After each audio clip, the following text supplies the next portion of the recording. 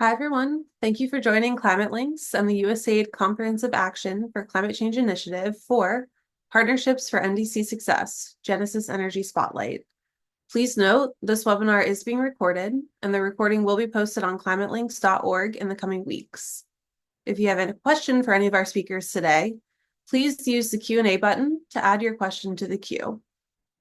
Once again, welcome everyone. Thank you so much for joining Climatelinks and the USAID Comprehensive Action for Climate Change Initiative today for Partnerships for NDC Success, Genesis Energy Spotlight.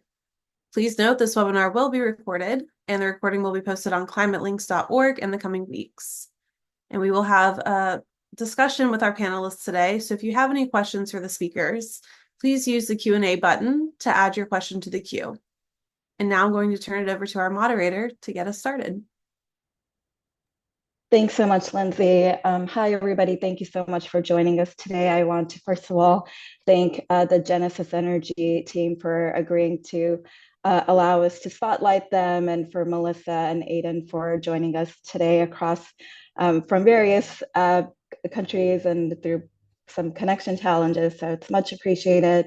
To get us started, I'd like to do a quick overview of CACCI as well as the PCA. CACCI is a global USAID mechanism designed to support the implementation of USAID's climate strategy, as well as to support countries on their journey in developing and implementing the nationally determined contributions and national adaptation plans aligned to the Paris Climate Agreement. So we do this through technical assistance, analytical support, capacity development, as well as inclusive and evidence-based policy dialogue. We engage a number of stakeholders, including local governments, civil society, as well as public and private sector actors. Last year during COP28, we stood up our Partnerships for Climate Action platform and actually signed our first MOU with Genesis Energy to mobilize up to $10 billion in private sector investments through projects that strengthen national resilience and decarbonize economies. Through the PCA, we support our partners in a number of ways. We help develop interventions that align with business interests, as well as NDC and NAP targets. We help identify investment opportunities in projects. We also identify opportunities to access climate finance for our private sector partners. And then finally, we ensure that the full capabilities of the US government, as well as partner country officials, are available to our partners through connections with Power Africa or DFC, as well as ministries, local ministries, to help enhance or scale climate action, such as expediting MOUs or PPA agreements. So I'll pause right there to introduce our speakers for today. We have Melissa Siquila, who's the Chief Vice President of Project Development and Finance at Genesis Energy Group, as well as Aiden Madebe, who is the Project Development Manager, joining us today. So over to Aiden to provide an overview of Genesis Energy. Thank you. Okay, thank you, Tahira. I'm just gonna go ahead and share my screen quickly.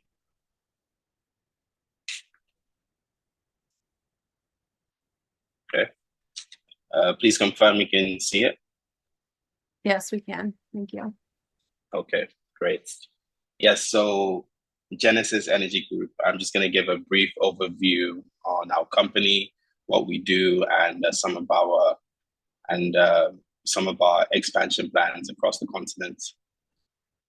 So this is a highlight of Genesis. Genesis Energy Holdings were a foremost Pan-African energy infrastructure developer, asset manager, and climate impact investor, with nearly 2 decades of operations on the African continent.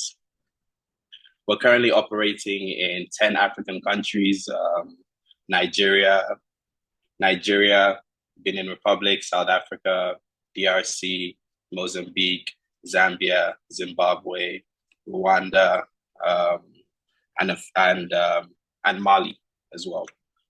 We currently have a contracted capacity of around 500 megawatts and a development pipeline north of 4.5 gigawatts. To give a brief insight into Genesis and some of our achievements, We listed the first ever clean energy bond in Nigeria, which was for 50 billion naira, guaranteed by the United States government through USAID in 2019. We executed the first ever LPG to power solution in Bamako, Mali. We're currently building out the first ever IPP in Benin Republic. We designed, constructed, and implemented the first micro LNG solution in Africa, which is in Nigeria. We currently power, for the last 10 years, the largest residential mini grid in Nigeria, which is has a capacity of 15 megawatts. We're building out the first solar to hybrid, solar plus wind hybrid power solution in Zambia. And we're the first company to have an unconditional, first African company to have an unconditional guarantee on a bond with the United States government. Just to fast track a little bit, at the last COP in 2023, we executed a strategic financing MOU partnership with the United States government to catalyze $10 billion into clean energy infrastructure over the next 5 years. So the way Genesis is set up, we have 3 key operating entities. One is a renewable-based platform called Energy First, which deploys solar, wind, hydro, and battery energy storage solutions. And we have a mini-grid business called Gelmark, which is used to localize electricity generation and distribution. And the main selling points on that is reducing losses and ensuring that we deliver power to underserved communities. We also believe in gas for good and gas as a decarbonizer. So we have an operating entity called Constant Power that delivers gas-fired solutions. A brief track record on Genesis. So in 2005, we built out the first IPP in Sierra Leone for 10 megawatts. And then that asset, we've since sold out of that. We've since sold out of that asset. Over the last, between 2007 and 2027, we built out the first residential mini grid in Nigeria, which is the 15 megawatts that I referenced earlier, the first industrial mini grid, which was another 15 megawatt deployment, and also the largest off-grid IPP, which is a pipe natural gas deployment in Port Harcourt, powering the refinery there. In 2019, we issued the first energy infrastructure bond to be guaranteed by the United States government and locally co-guaranteed by InfraCredits. In 2020, we expanded our wings to other parts of Nigeria and other parts of Africa, and began deploying solutions on the eastern and southern coast of Africa, namely in Rwanda and Zimbabwe, where we've deployed serial rooftop solar solutions. 2022 is when we commissioned the micro LNG plant, and in 2023 was when we commissioned the first micro LPG plant in Mali, and 2025, the project that's currently being built out in Benin Republic, will be the first ever IPP to be powered by pipe natural gas. Our current performance, we have over 100 megawatts of operational assets in construction, 58 megawatts, and projects at very advanced stages, in advanced and active implementation, 183 megawatts. We've grown our balance sheets of assets to $150 million over the last 20 years, generating consistent revenue of around $17 million. Our 5-year projection, in line with the MOU that we executed at the last COP, is to implement 10 gigawatts of power across various regions in Africa, and growing our portfolio or balance sheet to over over $2 billion. A high-level view of our anchor pipeline at the moment, which mainly consists of hydropower plants, some greenfield, some brownfield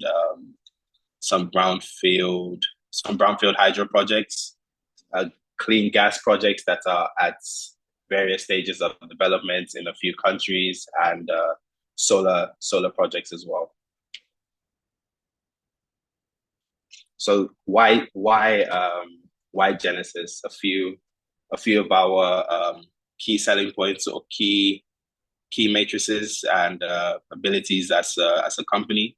So we deploy early stage risk capital directly from our balance sheets.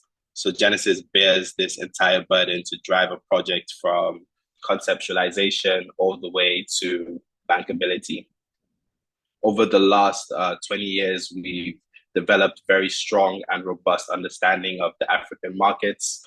We have a very experienced executive management team with over 20 years of project development experience and a track record of implementing these projects as well all across Africa.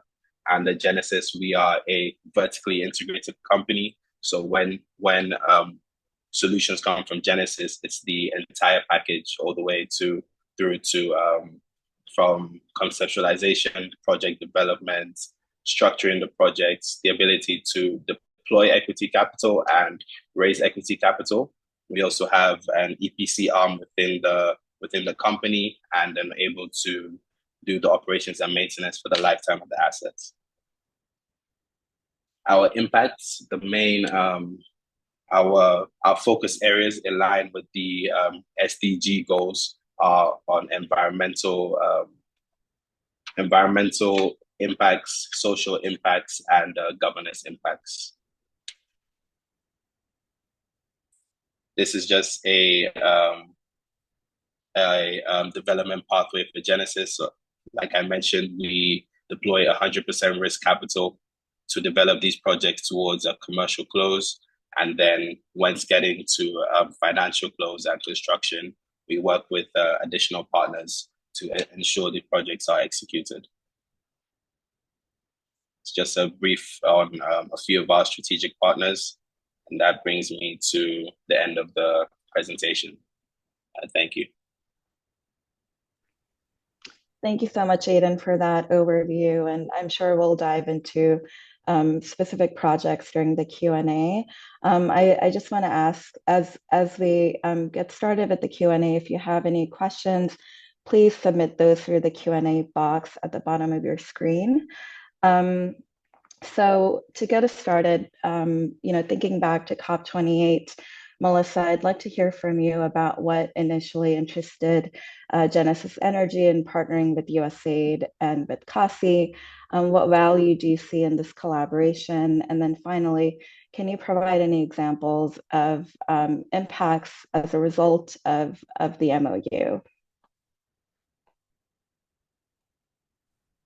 Thank you, Tahira. A little known fact is that the relationship between Genesis and USAID, or the United States government, actually dates back to 2016. The United States government and USAID has been a supporter, collaborator, and enabler for our vision at Genesis for quite some time. Namely, USAID at the time became a co-guarantor to one of our local bonds in Nigeria, to the tune of $36 million. And to date, that has been one of the best performing bonds in West Africa. And that enabled us in our off-grid IPP, it's an 84 megawatt in Port Harcourt refinery, to ensure that we're able to refinance that project. Similarly, Power Africa, which is essentially an offshoot of USAID, supported us in our IPP project in Benin Republic. That's a 43 megawatt gas-fired project as well, and they assisted us with the technical assistance fund in the beginning. Now, we started developing this project more than 7 years ago, and right at early on, Power Africa through USAID was able to assist us. So for us, the United States government has always been an ally, it's always been an enabler, and quite frankly, the correlation between USAID and CACCI's mission that centers on climate action aligns really closely to our commitment as Genesis to renewable energy and infrastructure projects that do contribute to climate change and mitigation. Very critical for us. So that's really what drew us to it. For us, it's not a new partnership that started last year. It certainly is a continuation of collaboration. And we firmly believe at Genesis that we do need to collaborate with as many agencies as we possibly can to solve the energy crisis and participate in the energy transition in Africa. So that's really what drew us to us. Over and above that, we really like our colleagues at CACCI and USAID. They're very supportive, and it's been really an easy win for us to, and an easy transition for us to continue to work together. In terms of the impact, and I don't want to go too much into detail of this, but the value in this MOU specifically is astronomical. As Aidan alluded to, it is to the tune of $10 billion, which will see us over the next 5 years have a target of deploying $2 billion into serial energy infrastructure projects. Now, a fraction of the percentage of global finance, climate finance, goes into Africa to date. Yet Africa is in dire need. Our energy access rates are under 45%, which therefore means that this MOU is critical. It is absolutely critical to energy access in Africa. It is critical to the just energy transition in Africa, and is critical to the economic development of Africa, because at the fundamental base of any development, we need energy. And I think this is absolutely critical. So it allows us to have access to financing and de-risking mechanism, credit enhancements. It's also allowed us to have a much larger impact in enhanced regional integration, as well as generally capacity building and knowledge transfer. The list is endless, Tahira, but I think these are the few of the highlights of why we participated, and really the value that this has brought to us as Genesis, and really for the African energy landscape. That's great, Melissa. And yeah, I really appreciate your points on the longstanding relationship between Genesis Energy as well as the U.S. government. Often with collaborations, it really takes time to build that trust and that relationship. So it's really great to hear that your mission as well as CACCI's objectives align, and that we're able to work together and really scale some of the projects that you're working on. So greatly appreciate that overview.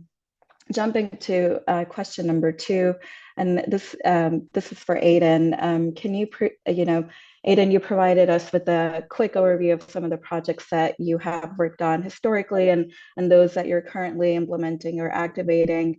Can you discuss any key projects that you are currently standing up that, and what it's like as the business development manager to navigate some of the business enabling or environments in specific countries such as Zambia, the DRC, or through the Libido Corridor initiative that you're now involved in?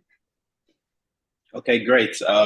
I'll just stick specifically to projects in and around the Lobito Corridor, namely Zambia and DRC. So within Zambia, we have a few projects that are currently under development.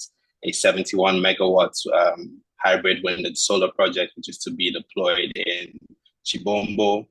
We also have 140 megawatts solar PV project being developed in Kitwe, which is directly on the axis of the Lobito corridor. So in terms of my experience or our experience developing projects in Zambia, Zambia is one of the countries in Africa that has an extremely clear and set out framework for how projects need to be developed and the necessary activities required to drive these projects towards bankability. Within Zambia as well, they've also put together a unit, I think it was put together last year, called the Presidential Delivery Unit, headed out by a few colleagues from the Zambian presidency, of very assistance with or great assistance with navigating the regulatory hurdles and ensuring that documents are processed in time There's set timelines for when you put your documents through for review or approval, and also set frameworks on the licenses that need to be procured. I think there's also work being done to sort of fast track this this process as well. I think that's work that has been implemented over the last year. So the Zambian government are really helpful and are really aiming to increase their generation capacity locally. There is a very strong affinity for solar-based projects due to the tariffs that are charged by ZESCO to end customers in Zambia. So that sort of takes away other solutions such as other baseload, maybe hydrocarbon, clean gas solutions. But I think at the moment their focus is more on renewable energy, and Genesis is assisting as much as it can to increase the generation capacity in Zambia. And specifically, we have some projects that are located on the Lobito corridor within Zambia. I'll just move over to the DRC, where we are currently developing a few projects. Oh, do you have a question? No, I just, I was just, I'm not sure if our audience is aware of what the Lobito corridor might be. So if you could provide a quick overview of that. Otherwise, I'm happy to do a quick spiel. Okay. Yeah, so the Lobito corridor is a project being developed mainly by the United States government in conjunction with the other African governments to ensure that critical minerals have a new pathway to exports towards the western coast, towards the west coast, coming from Angola into DRC and then into Zambia. So Genesis has been working with the partners in the United States to identify key areas where we can increase electrification, increase local community benefits, and also ensure that we can support as much as we can to drive this initiative forward. Thanks, Eden. And yeah, please continue with your DRC projects. Thank you. Okay. Yeah, so in the DRC, we're currently developing some hydro projects, brownfield hydro rehabilitations, and greenfield solar PV projects. We have an MOU, executed an MOU with the Agency for Rural Electrification, who has called ANSA in DRC, who has assisted Genesis in identifying a few key areas, some of these located in the northern region of the country, but others located in Katanga and Lubumbashi, which are areas that are critical to mining and have a lot of mining activity in the DRC. We've since secured quite a large portion of land, working with the governor in Katanga to implement solar PV projects across DRC. So those projects are still at an early stage of development, but we're hopeful with the assistance and support of the governments in DRC, we'll be able to fast track those activities.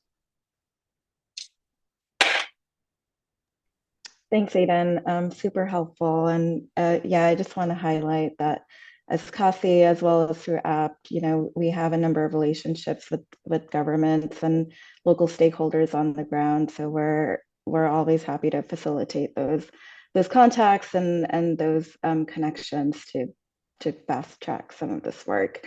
And so, moving on to our next question, earlier, Melissa, you mentioned the fact that in 2019, you were able to secure the first energy infrastructure bond guaranteed by the US government, as well as the fact that you're able to provide 100% sort of risk capital, for a number of projects. And so I wanted to ask what specific opportunities Genesis Energy has identified in the current financing landscape and what barriers you have in terms of accessing climate finance, and then finally, what improvements you think are needed. I know we've engaged DFC a few times in the past few months as well, so would be interesting to hear about your experiences there. Thank you. Okay, fantastic. Thanks, Tahira. I think what we are experiencing is there's a lot of innovation in the climate financing space, particularly in Africa. And for example, if you look at green bonds, historically, green bonds were only issued by DFIs. AFDB, I believe, issued its $500 million green bond sometime in 2013. And then we started to see a lot of the countries issue sovereign green bonds. Nigeria was first in 2017. They issued a sovereign green bond. Kenya in 2019 issued its sovereign green bond. And we're seeing Rwanda coming up to issue their green bond that's coming online. We expect that sometime next year. And then it moved to commercial banks. We started seeing quite a number of commercial banks also issuing green bonds. Nedbank in South Africa issued a green bond. Old Mutual has issued a green bond. But what's particularly exciting is we're now seeing even developers like Genesis issuing their own green bonds. Copperbelt Energy Corporation, that's CEC in Zambia, also recently issued their own green bond. And I think that's something that, as Genesis, we're closely looking at. I think that opportunity is phenomenal. What it will be able to do as it pertains to us being able to scale and catalyze investment into qualifying energy projects is completely and utterly exciting. We also see opportunities in, and I'm going to call it quasi crowdfunding. Africa's population is highly, our diaspora population is enormous. We have almost 40% of working class Africans living in the diaspora. And really, we're seeing a lot more opportunity around these diasporans coming in together on a quasi crowdfunding platform to invest into energy projects that they wouldn't ordinarily be able to do that. Very exciting space there. I mean, obviously we see opportunities in blended finance, mezzanine finance, EPC and F structures, some credit enhancements, and naturally all of the DFIs and most of the DFIs have been really supportive of opportunities and financing on the African space. So we have seen quite a number of opportunities for us to do this and not to stick to what we call vanilla financing, where you would have 20% debt, 20% equity and 80% debt. There's a lot more innovation, and it's important because African solutions really require innovation. It's not clear cut, and I suppose this really dovetails into some of the challenges we faced. When you really look at it, money follows bankability. And if we're going to be completely honest with ourselves, for you to be able to finance projects, you need to have bankable projects. Now, the challenge with bankability that comes, and I'm going to stick to utility scale projects, i.e. projects that do go into the communities from the grid. A lot of the African utilities are highly indebted, quasi-insolvent, and for lack of a better word, are deemed to be unbankable. And they're unable, a lot of them, for example, Zambia, ZESCO would be unable to provide a sort of sovereign guarantee. So these are some of the challenges we're facing. Zimbabwe is the same, DRC is the same. So the challenges we're facing is around how do we properly de-risk a utility? And the alternative is a company like Genesis only focusing on commercial enterprises, so your CNI customers, your mines, etc. But really, that doesn't align with our vision, which is to light up Africa one community at a time, which means it's rural electrification. It means it's putting power into the grid, so we reach more communities, more businesses, more smaller enterprises. And to that end, we as Genesis has made a firm decision to have a big mix around who our off-takers are. And there are ways in which we're looking into de-risking utilities, such as escrow arrangements, such as looking into guarantor companies that can be able to come and provide this overarching guarantee. And I do think that the needle is being pushed forward, but and again, there's a myriad of challenges that are being faced. There's also challenges around the bureaucracy and the red tape around you actually getting to financing agreements and drawdown. You touched on our conversations with DFC. Those have been fantastic. But again, I think while our colleagues at DFC have been really, really helpful, it's essential, and I understand from their perspective, it's essential that we reach bankability sooner rather than later. And I think some of the improvements is working together with developers around your or around DFC's bankability criteria and really looking into innovative ways in which we can de-risk some of these SOEs or industrials. I think we'll be able to see the finance pool and tap open much larger for the African continent. Thanks, Melissa. That's those are some really helpful insights, and completely agree. I think, you know, if we are able to work with our DFC colleagues on the project development side, that would be very helpful. Just a follow-up question about you know, about the green bonds, the green bond that Genesis Energy is looking into. How do you envision this might address resilience or greenhouse gas emissions? Yeah, if you could just elaborate further on what you as an organization find interesting there. Well, I think what our bond would do, our platform funding would do, is it will give us the autonomy to be able to invest in projects on a much faster pace than having to wait through the bureaucracy and the red tape of some of our well-established DFIs. It will allow us to develop multiple projects. Like I said, we deploy development risk capital directly from our own balance sheet. And while we are at the moment on Aidan's desk, we're developing north of 10 projects simultaneously. Being able to have this pool of bonds would allow us to develop a lot more projects simultaneously, and we'll be able to see a lot more energy access and electrons into the African continent. In terms of what it will do, I mean, like I'd said, Genesis is technology agnostic, but really we are strong on the renewable energy and decarbonizing gas solutions. What you'll see is instead of the mining companies relying on diesel and HFO, we would come in and provide a solution that is a hybrid solution between renewable and natural gas solutions.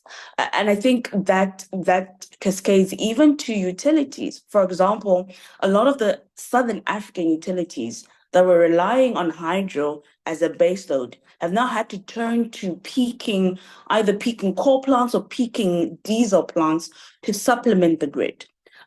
By us having and establishing this green bond and us rapidly developing baseload solutions, we would be able to minimize the reliance on diesel, HFO, and other heavier fuels, as well as coal. So it is an exciting place to be in. I think there's a lot of work to be done, but we're very hopeful for the future, and we're hopeful for climate financing in Africa. Excellent. Thank you so much. I think that's a really great overview, and you know, perhaps a segue into our next question. So looking ahead, how does Genesis Energy envision scaling its projects in the next few years? You know, earlier you mentioned wanting to scale your projects up to and growing the portfolio of your balance sheet to over $2 billion. So would love to hear more about what you have in plan. I'll say the answer, I'll give a simple answer and I'll give an in-depth answer, Tahira. Really how we envisage it is ensuring that we are reaching each community. I think at the base of it, and that speaks and echoes to our vision. There is no country we will not go into. There is no industry we will not supply to. And one of the key characteristics of Genesis is our ability to go into high-risk markets, to go into high-risk industries, to provide solutions where it's not quite popular or fashionable to do so. And for us, that really remains the basis of what we're doing. I think what we've started looking into as well is rapid acquisitions. We realize developing projects does take, you're looking at a runway between 2 to 4 years for green projects. So what we have now gone into is acquiring projects, acquiring last mile project development activities, collaborating exactly like what we're doing right now, collaborating with Power Africa, USAID, CACCI, to facilitate and assist, as they've been doing fantastically, around de-risking projects as well as reaching bankability. One of our strategies is also lobbying. You see some of the challenges we're facing as developers on the continent is policy regulations and instability in policy making, and being able to leverage on our colleagues at CACCI, at USAID, at Power Africa for these lobbying, again, will open up the market for us quite significantly. In reality, the deficit in Africa is grave. The potential for Africa to continue to develop is significant.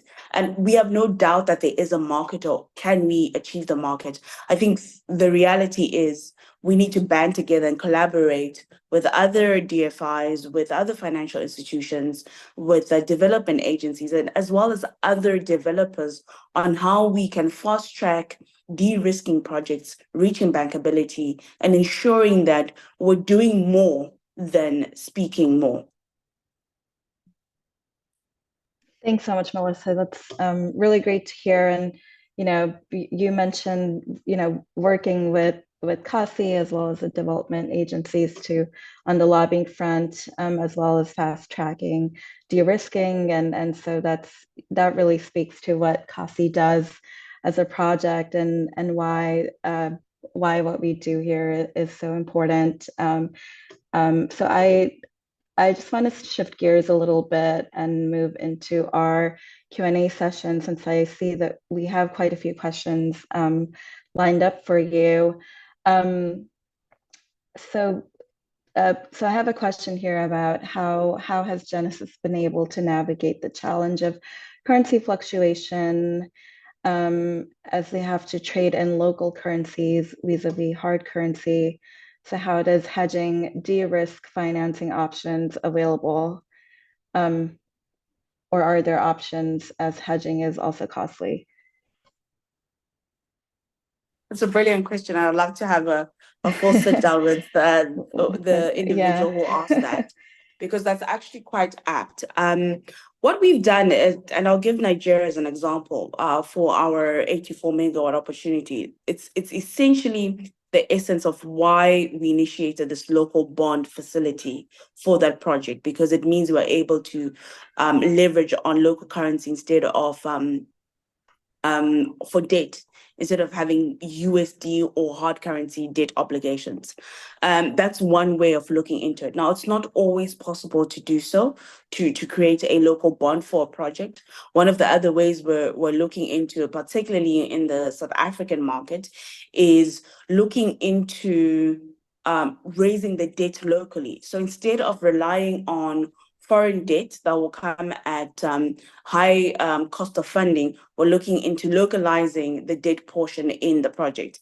And while that does not fully de-risk from currency fluctuations, it does assist. So for example, when we have rand-based projects, we're looking into South African commercial banks to be the senior lenders on the debt side. The equity will have to come in hard currency, as we do, until we are having much more operational assets in South Africa and we can leverage on our rand equity into the project. But those are some of the ways we're looking into. We can't run away from currency fluctuation risk.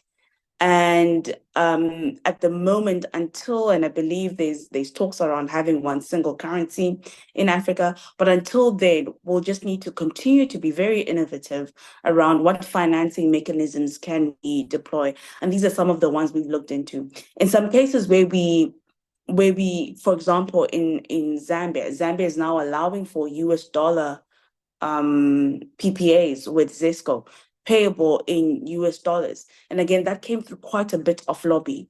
So it's really a mixture of what can be done, what is practical.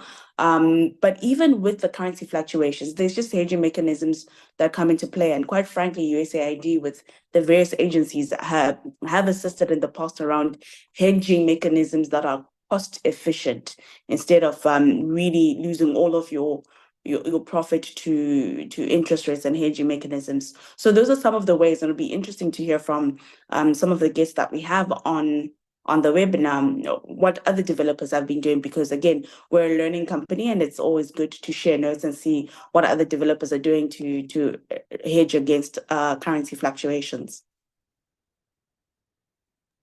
Thanks, Melissa. And yeah, if you submitted that question, if you could please just share your information in the chat. Perhaps you could reach out and connect with Melissa. And if you have any other ideas on what other developers are doing, I think that would be, a great learning opportunity for everyone here. Just moving on to another question. What are your green bonds?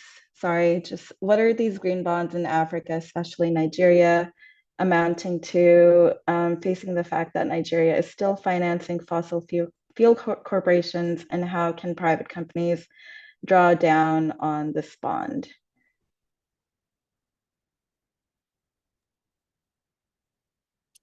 At the risk of responding too politically, I'll choose to answer the second question around what are they doing. I think it's important for us to appreciate the first step, right? The first step is these green bonds are in place. Now, I share the frustrations around a lot of the times in Africa. We're very fantastic at creating policies, at creating structures, but implementation tends to come on short. But I think for me, the hope is there is a green bond. The hope is a private company like Genesis also incorporated its own local bond. And yes, it was not green, but it was certainly for a decarbonizing project. We haven't tapped into the Nigerian Sovereign Green Fund, so I wouldn't be able to assist with how companies can essentially tap into that. But my encouragement is, again, we've got colleagues here from CACCI, we've got colleagues from USAID, we've got colleagues from Power Africa. There is Empowering West Africa. I believe they'll be Empowering Nigeria coming online soon. These are some of the agencies that anyone can leverage on. You don't have to be a specific special partner of them. It's conversations anyone could leverage on, and lobbying around just an education on how can these work better and how could developers access these green bonds. Excellent. Thanks. Thanks, Melissa. You have quite a few questions. I'm sorry to bombard you here. Shifting gears a little bit, what is the criterion for in the selection of countries, as Genesis is selecting its projects? And then another question is, could you provide more information about the ESG report? What are your key findings and what can be improved?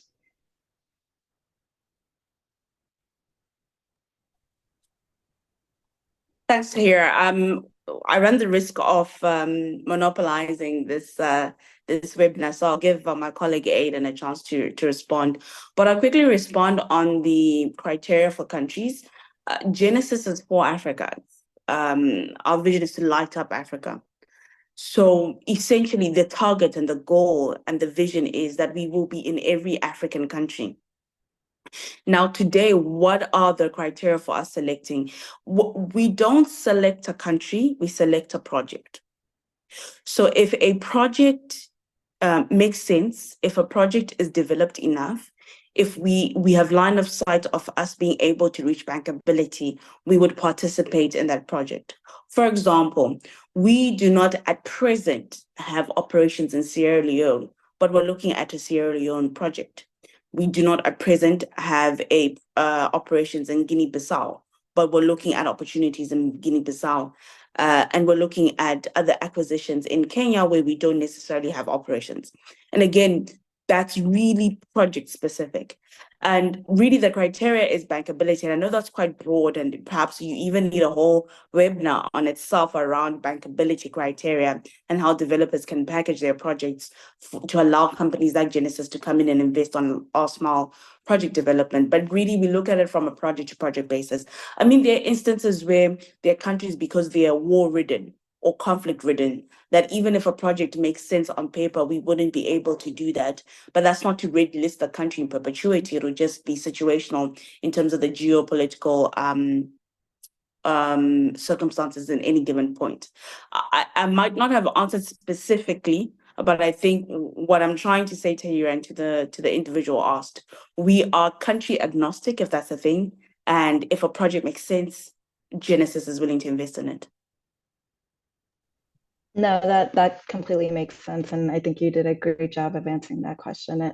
It really does depend on bankability, and if you can ultimately achieve your mission and vision and profit. So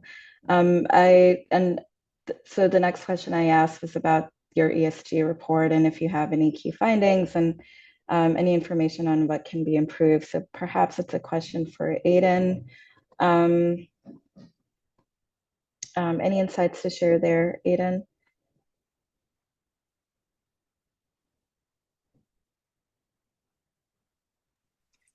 Yes, thank you, Tahira. So on our side, most of the projects that we have operational at the moment that we are currently reporting on our ESG metrics.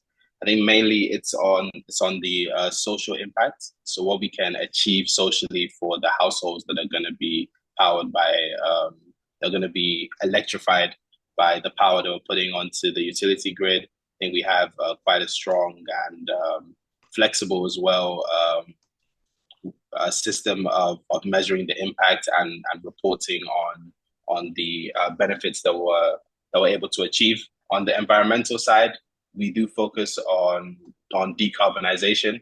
So, like Melissa rightfully shared, our largest operational assets was running completely on diesel. Before we went in there and took it all the way from diesel to natural gas, reducing the amount of emissions. And whilst working with commercial and industrial industries, we're able to deploy decarbonizing baseload solutions, and in other instances, fully decarbonized solutions through renewable energy. Excellent. Thank you so much, Eden.